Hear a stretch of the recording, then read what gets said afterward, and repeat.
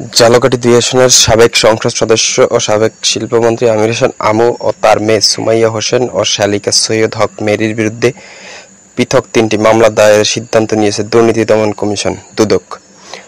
তাদের বিরুদ্ধে জ্ঞাত আয়ের সাথে অসঙ্গতিপূর্ণ সম্পদ অর্জনের অভিযোগ আনা হয়েছে। বৃহস্পতিবার দুদকের মহাপরিচালক প্রতিরোধ মোহাম্মদ আখতার হোসেন গণমাধ্যমকে তথ্য জানান। তিনি জানান, সাবেক মন্ত্রীর বিরুদ্ধে ক্ষমতার অপব্যবহার, অবৈধভাবে ২৬,২৭,৮১,৪৬১ টাকার জ্ঞাত আয় বহির্ভূত সম্পদ অর্জনপূর্বক ভোগ দখলে রেখে তার নামে ১৪টি ব্যাংক হিসাবের মাধ্যমে মোট ৩১,৪৭,৯২,৭০৮ টাকার সন্দেহজনক লেনদেন করে উক্ত টাকা জ্ঞাতসারে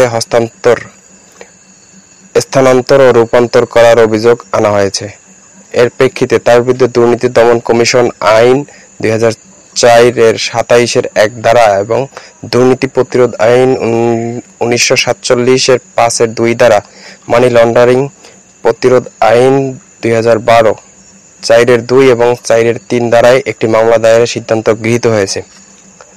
এছাড়া আমির হোসেন আমুর মেয়ে সুমাইয়া হোসেনের বিরুদ্ধে বাবার সহযোগিতায় ক্ষমতা অপব্যবহার, পূর্ব ঘুষ, দুর্নীতির মাধ্যমে ৪,৪৩,৫২,০৮১ টাকার জ্ঞাত আয় বহির্ভূত সম্পদ অর্জন, তার নামে ১৮টি ব্যাংক হিসাব, মোট ৪৮,৫৯,৫৯,০০০ টাকা সন্দেহজনক লেনদেন করে এই টাকা জ্ঞাতসারে স্থানান্তর ও রূপান্তর করার অভিযোগ আনা হয়েছে।